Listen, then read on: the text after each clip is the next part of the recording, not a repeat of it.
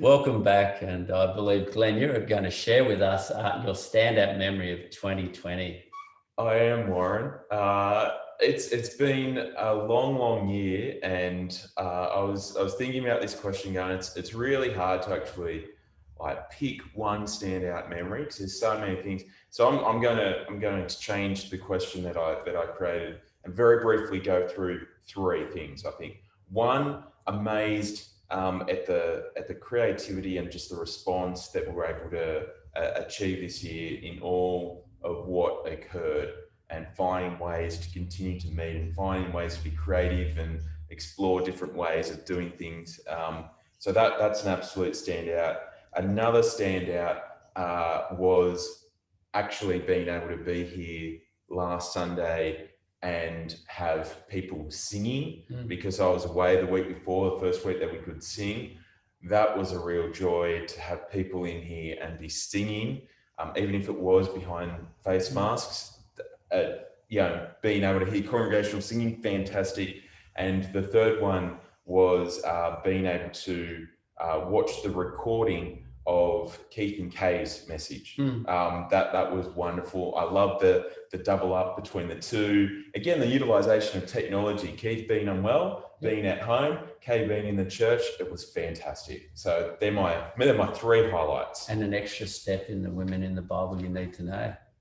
An extra step. Yeah, an extra person. Who's that? Mary. Oh, right. Of course. Didn't know where you were going with that, Warren. Very good. Absolutely. Okay, so we're going to do the Bible reading now. Yep. You're going to do the first part of it. I'm going to continue it. So we are reading from Luke chapter 2, verses 22 to 40. You're doing 22 to 32, and I'm doing 33 to 40. The passage is entitled, Jesus Presented in the Temple. When the time came for the purification rites required by the law of Moses, Joseph and Mary took him to Jerusalem to present him to the Lord. As it is written in the law of the Lord, every firstborn male is to be consecrated to the Lord and to offer a sacrifice in keeping with what is said in the law of the Lord, a pair of doves or two young pigeons. Now there was a man in Jerusalem called Simeon, who was righteous and devout. He was waiting for the consolation of Israel, and the Holy Spirit was upon him. It had been revealed to him by the Holy Spirit that he would not die before he had seen the Lord's Messiah. Moved by the Spirit, he went into the temple courts.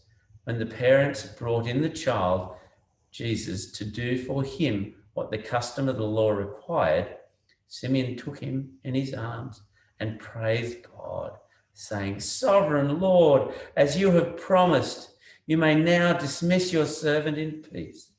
For my eyes have seen your salvation, which you have prepared in the sight of all nations, a light for the revelation to the Gentiles and to the glory of your people, Israel." The child's father and mother marveled at what was said about him. Then Simeon blessed them and said to Mary, his mother, "This child is destined to cause the falling and rising of many in Israel, and to be a sign that will be spoken against, so that the thoughts of many hearts will be revealed. And a sword will pierce your own soul too." There was also a prophet, Anna, the daughter of Penuel, of the tribe of Asher. She was very old. She had lived with her husband 7 years after her marriage, and then was a widow until she was 84. She never left the temple but worshipped night and day, fasting and praying. Coming up to them at that very moment, she gave thanks to God and spoke about the child to all who were looking forward to the redemption of Jerusalem.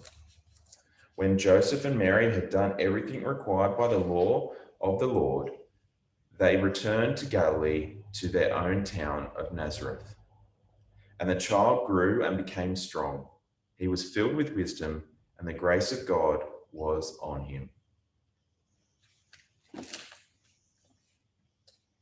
We're now going to have the children's talk, little segment, which will be about Anna and Simeon. And then that's going to be followed by a children's song, which is like a dance worship type song. It's still singing, but there's plenty of dancing with it. So make sure you move the coffee table out the way or whatever it is to create a space to get up and dance. And that song's called Every Move. And then after that, we will hear from Emma and the message that she's prepared for us. Beyond that, we'll see you again for the last time.